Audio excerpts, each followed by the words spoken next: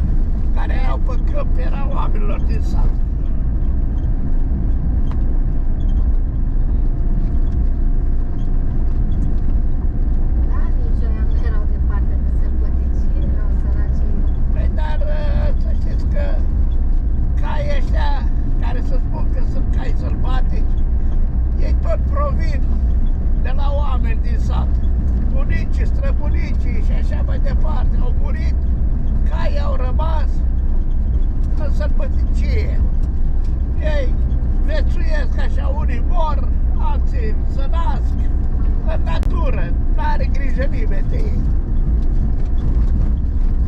De-aia le spune cai sălbatici.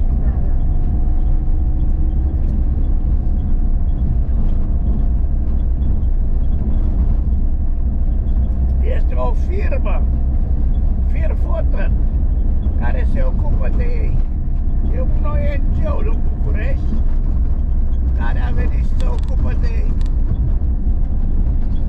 În 2007-2008 a fost un tam-tam foarte mare cu toate posturile de televiziuni, cu cai de la Letea. Localnici împreună cu niște italieni, localnici îi adunau, îi băgau în țarcuri. Italienii veneau cu capările, niște placuri plutitoare, cu tirurile, încărcau și plecau. Păi ăștia mănâncă carne de țară. Da. Al salam. Azi așa, mâine așa. Norul a plecat pe... Eu am auzit povestea. A plecat de la englezi reclamă că italienii vindeau carnea asta de cal, ziceau că e carne de vită. Și au sesizat englezii și au făcut atunci gălăgie. Și atunci, de atunci s-a pornit.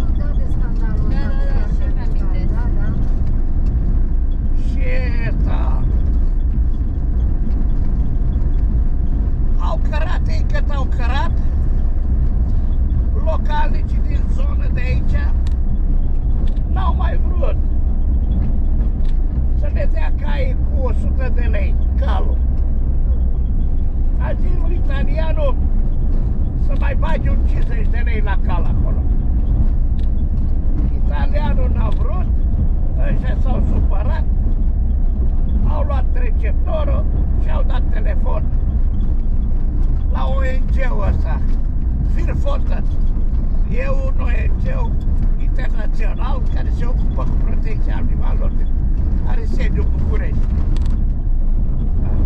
Au venit ei și și-au zis așa, că din momentul de față o să avem noi grijă de caii ăștia.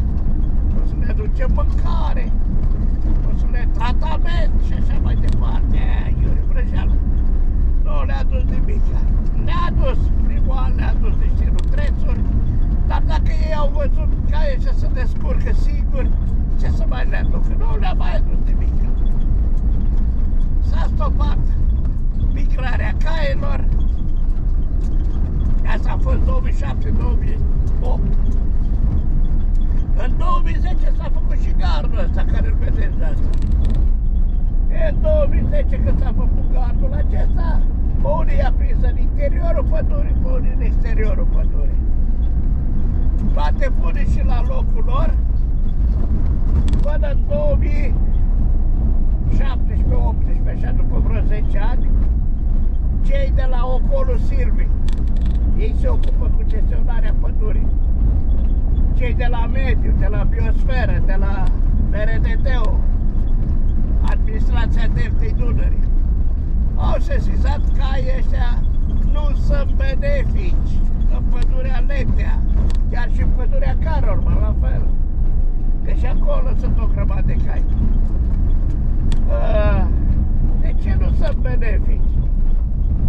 Ei pătit de iarnă, neavând ce mânca, rod scoarța copacului, în general a plopului.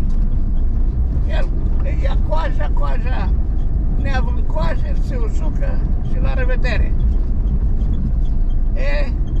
Și atunci ce-au ajuns ei la ce-au ajuns, ce să facem cu ei?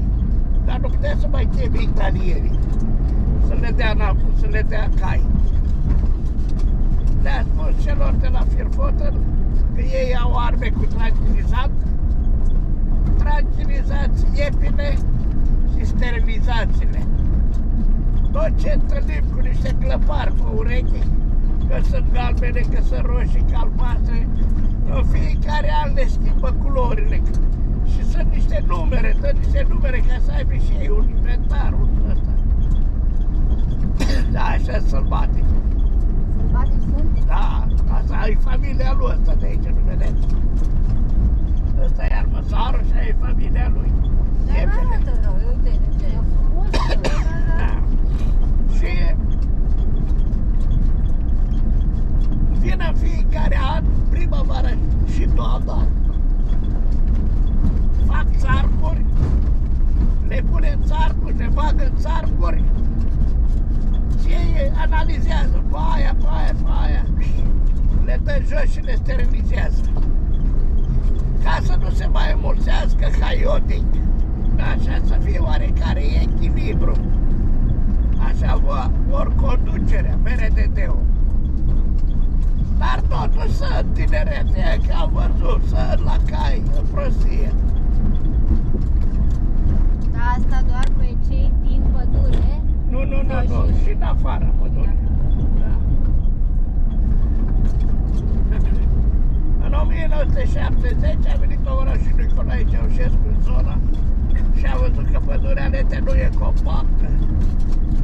Și a zis așa, împăduriți-o în locurile joase, în locurile care nu are ăsta să pună câte ceva. Uite, astea sunt plantați. Vinul ăsta e plantat. Bine, ăștia au 50 de ani, din 70 până acum. O să fie tânără doamnă pădure. Are sute de mii de ani.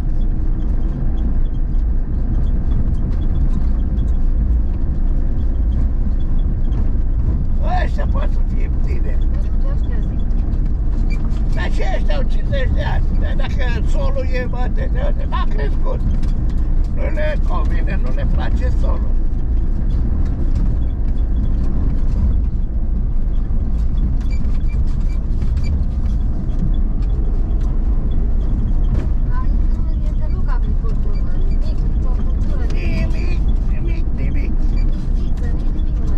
Nimic. Pe lângă casă, ce găsești acolo? Niște struguri, niște porumb, o ceapă, un cartof, un castravete. E greu de aici. Da, aici culturi industriale așa nu se fac. Numai pe lângă casă.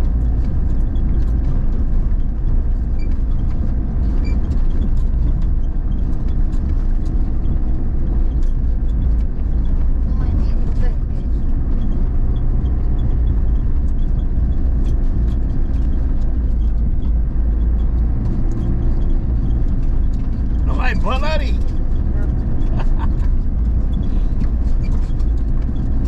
Aprovizionarea cum o faceți pe aici? Aveam buticari care aduc, au șalupe, au bărci, au alea. De apă. Apă, normal. De la Tulcea, toate cumpără de la... Le ia de la supermarket sau eu știu, sau de la tineri, eu știu de unde ia și aduce aici. Eu. Hai să trăiești. Sunătoare. Asta. Eu sunt din Letea, dar am lucrat în Constanța. Am ieșit la pensie și asta vara mă ocup cu turiști.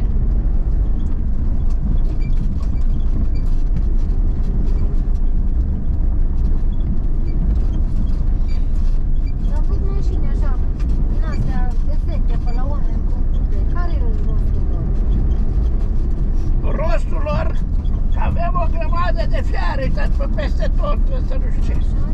Da. Nu vine nimeni să ne preia fierul de aici. Fierul vechi. Nu vine nimeni. Eu am o grămadă de fier, l-aș fi dat degeaba numai să mi-l iei din curte. Cum? De unde l-aveți? E de unde? Mașinile astea se mai strică, renunți la ele, ce-ți faci? Dacă te piese schimbi la ele, telescoape, alea, păi de capul meu. să adună fiare.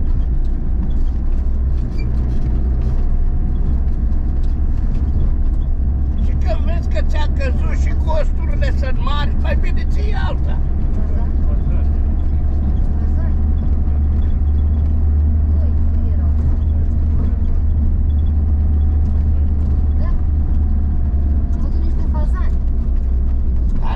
Și fazan. Tot în 1970,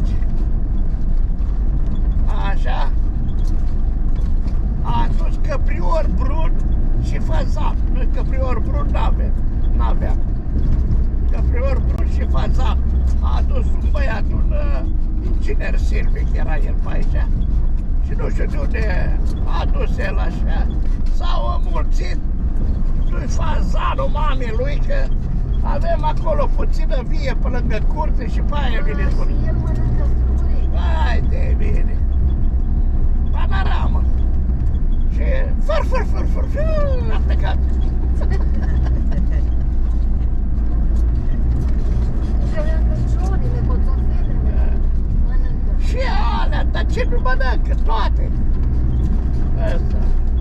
Noi ca animale sălbatice avem așa bistreți, căprior brun ăla care am spus că s-a adus în anii 70. Așa.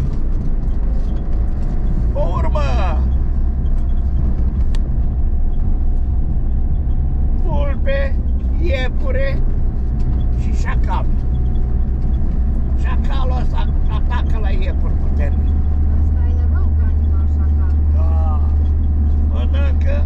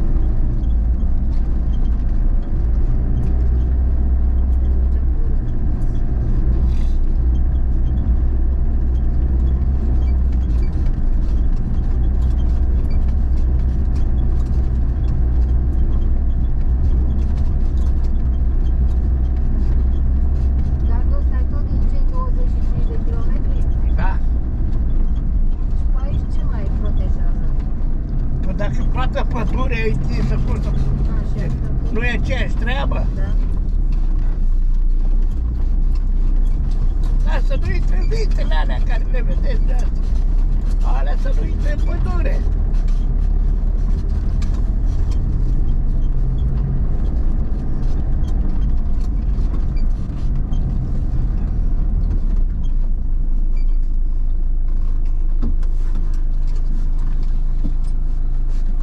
Poarta asta să ține de fiecare dată. Păi normal. Păi, stai că mai avem și un copil aici, dacă nu știați. Deci de